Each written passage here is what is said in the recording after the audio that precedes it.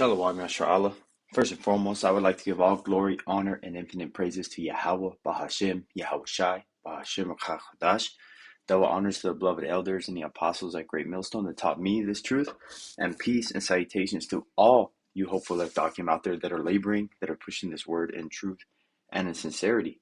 This is your brother Amar from the GMS Boise, Idaho camp, and this lesson is called War Plan Red, or The War Plan Red, however the title comes together. But this lesson came to me, uh, from a random picture that I remember seeing, and this thought came to me out of nowhere, and I was like, boom, that's tonight's lesson.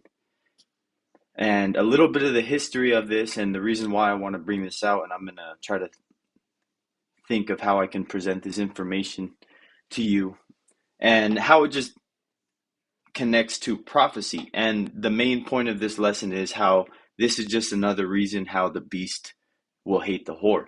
And even though we know that Canada is not one of those countries that is going to hate the whore, it in Revelation 18, it says all the nations that have drunken her wine are going to ultimately see that this place is a habitation of devils and want to destroy this place. And somebody that's threatened constantly by their neighbor, someone who is always getting harassed, aka these tariffs, saying, I'm going to come in and take your home, etc. Even though this is absurd, but as time progresses, this is a very real thing that Mr. Trump is talking about, annexing Canada because of how much money they spend on them. They say they lose $200 billion a year protecting and supporting Canada without them paying their fair share, as Donald Trump says. But this is from Canadians News. This is Trump's threat to annex Canada real and motivated by access to critical minerals, Trudeau tells crowd. And again, we know that Esau Edom is always after, resources, like the joke, the butt of the joke for Esau's military is, oh, you need democracy and freedom. It's because that country's got gold, oil, or drugs, like it says on the dollar bill, in God we trust. That God is gold, oil, drugs. Not really, but you get what I'm saying.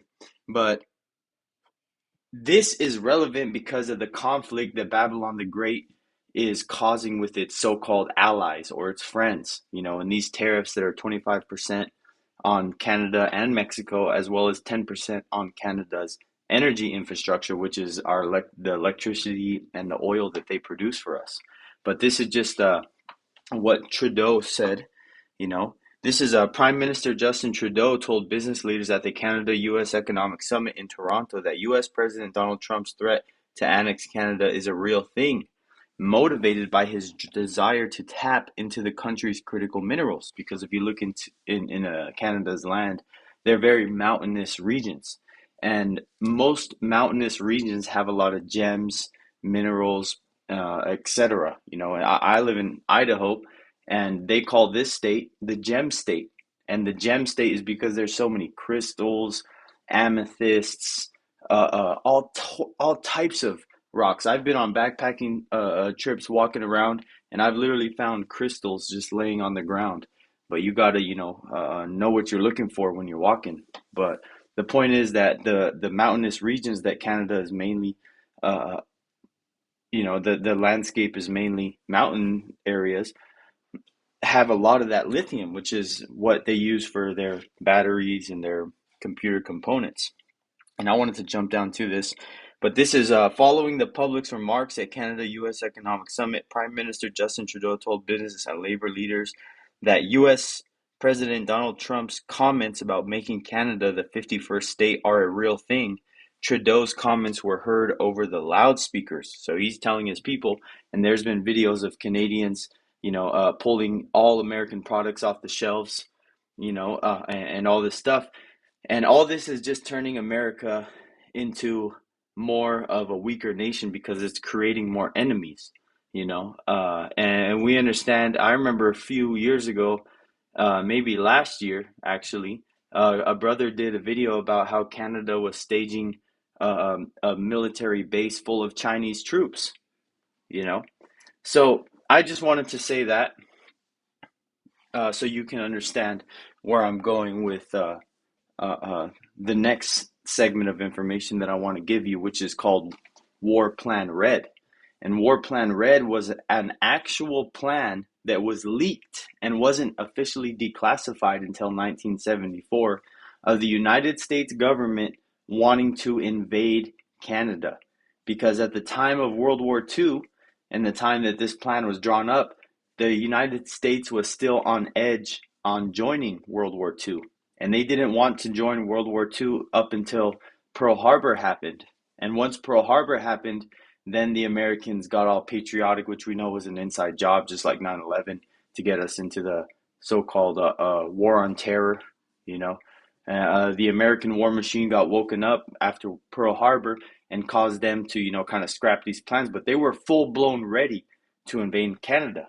But I wanted to get the scriptures, and then I'm going to get that war plan read, because this all ties into Revelation 18, into these nations hating this place and ultimately doing everything that they can, even if they're not shooting nuclear missiles, to ultimately be an enemy to Babylon the Great and want to destroy this place. This is Revelation 18 and 1. And after these things, I saw another angel come down from heaven, having great power, and the earth was lightened with his glory. And he cried mightily with a strong voice, saying, Babylon the Great is fallen, and is become the habitation of devils, and the hold of every foul spirit, and a cage of every unclean and hateful bird. And we understand that these are the desert creatures, and once this place is destroyed, that this is going to be a habitation of those actual desert and desert and like reptile creatures, lizards, snakes, etc. But foul creature is also the type of foul spirit, because animals aren't a foul spirit. So we know that that's obviously talking about the inhabitants of the land that occupy this place. This is verse 3. For all nations have drunk of the wine of the wrath of her fornication, and the kings of the earth have committed fornication with her, and the merchants of the earth are waxed rich through the abundance of her delicacies. And even though Trudeau does not have the title of a king, that is a king of Canada, Verse 4, and I heard another voice from heaven saying, come out of her, yeah, I'll continue read of it, because this is talking about another thing. Come out of her, my people, that ye be not partakers of her sins, that ye receive not of her plagues. And we know that that's a call to the Israelites, only because the Israelites are the only people that can receive salvation, to ultimately not just run physically out of this place. That's not something that's going to save you, but to ultimately flee from this place in the spirit, not be partaking of this place and the lifestyle that it pushes. And ultimately, if you take that charagma, that MOT to the B, that grain of rice, micro C hip, you know what it is, man. So before I get more with this, I want to I want to bring about that war plan red, because this is a very interesting thing. And it was actually during the 1930s. It was like a plan drawn up in 39, because the U.S. wasn't fully active in the World War II until the later half of 1939 to 1945. But this is the United States this is talking about War Plan Red. The United States planned to invade Canada. So the reason I bring this out is that it's nothing new that conflict is going on with Babylon the Great and its neighbors, and there's another plan as well to invade Mexico, but the Spirit, had on me to put on the Canadian side because of the trade war that's going on currently, and it made me think of this, because most people don't know that the United States actually did have a plan to invade Canada. This is the United States had a top secret plan to invade Canada during World War II, but it was leaked to New York Times. The plan was called War Plan Red. And War Plan Red because at that time Canada was mainly a British-run territory. And if the United States decided to go on the side of the so-called Nazis and the Japanese during World War II, then they would automatically be at war with their neighbor, which is Canada, which was a British territory, which was the British at the time were fighting the Germans in World War II. But this is I wanted to jump down. This is War Plan Red was a U.S. strategic plan in the event of war with the British Empire. Blue indicated the United States, while red indicated the British Empire, whose territories were given their own different shades of red, etc. Blah blah blah. Talking about the different places the British controlled at that time. You know, so this is the War Plan Red was developed by the War Department after the 1927 Geneva Naval Conference and approved in May 1930. So they had already thought about this plan in 1930, but it said jump down, blah, blah, and updated in 1934 to 35. It was a routine so-called hypothetical exercise that neither required nor received presidential or Congress approval. But this is just showing you what it was planned behind. It was planning because they were ready to go to war with whoever at the time, which we understand Esau, that's what he does. He does these war games, these war exercises.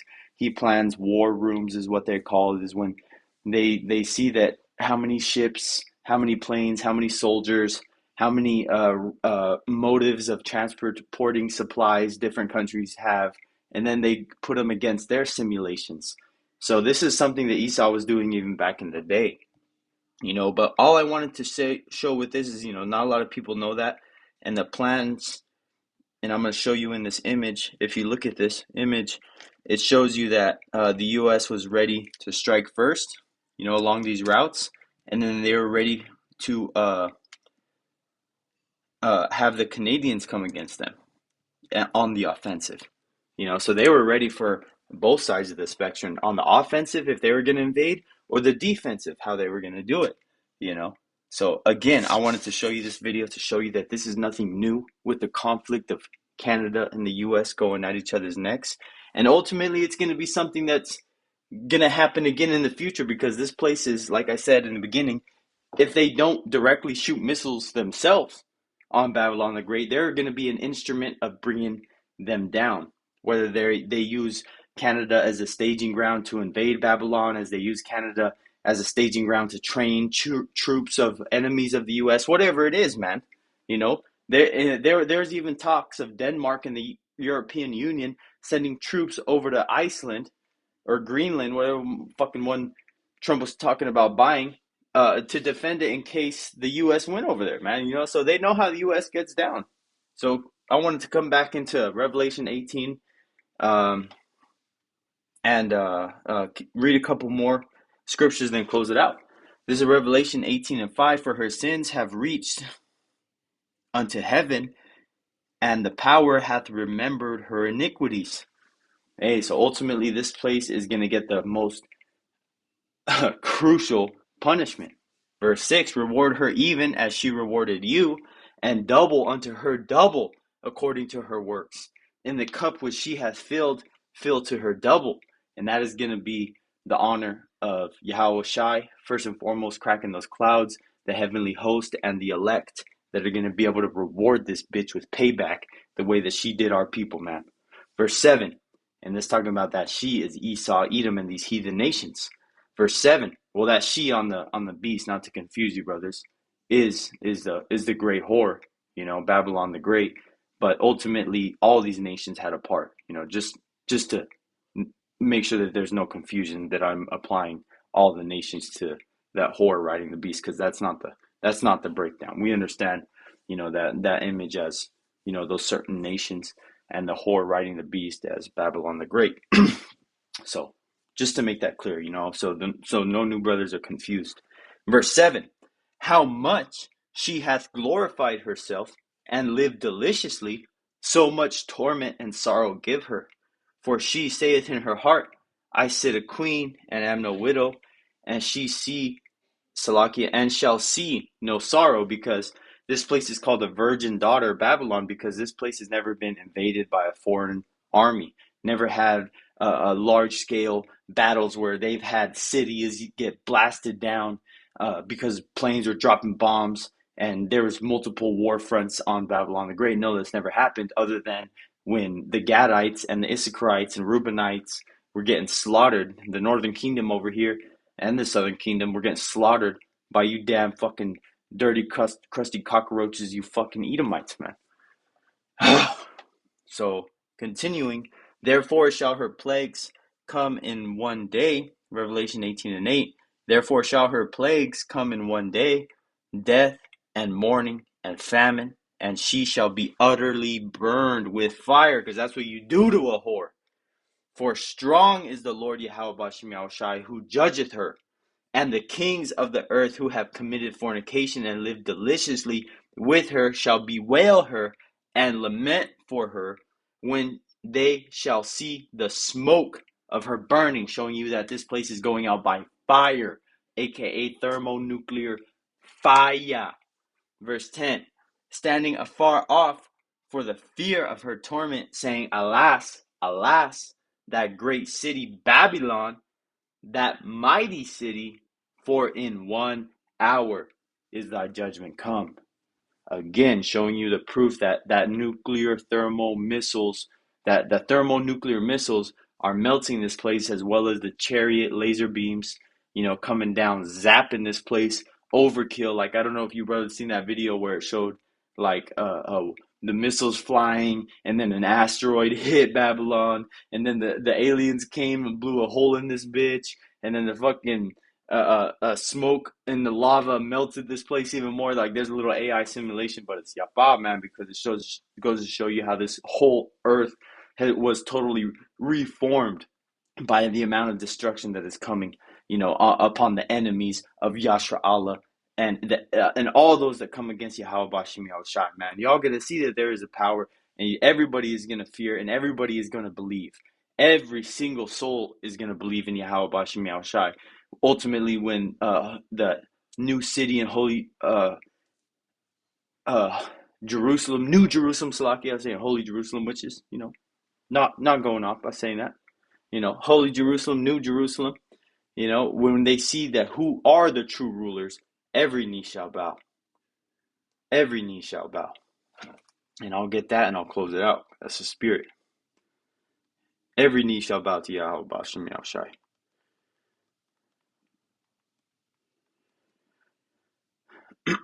This is Romans 14:11. For it is written, as I live, saith the Lord, Yahweh Bashem Yahushai, every knee shall bow to me, and every tongue shall confess to the power. So then every one of us shall give account of himself to the power.